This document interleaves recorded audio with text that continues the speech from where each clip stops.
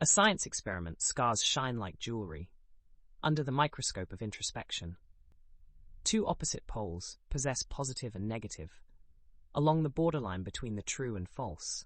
I sit in chemicals I'm told are missing, and the poison that doesn't exist. In this science experiment called love, it's what I need to survive. I'm hoping you'll catch something, because I threw something at you. It was myself, my oh-so-intelligent design. Blind faith is being kept blind in favor of science.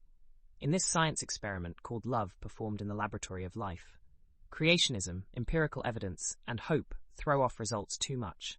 They don't match the hypothesis. Chemistry, endorphins, neurons, synapses, feelings, suspicions, and assumptions, with a methodology developed for our needs. Shatterproof, a glowing red beaker hit by ice water. And like the high school freshman in Chemistry 101, we sit with our predicted results, all as outlined in marbled notebooks, waiting and watching to see through squinted, doubtful eyes encased in safety glass, exactly what we must see so we can see what to believe.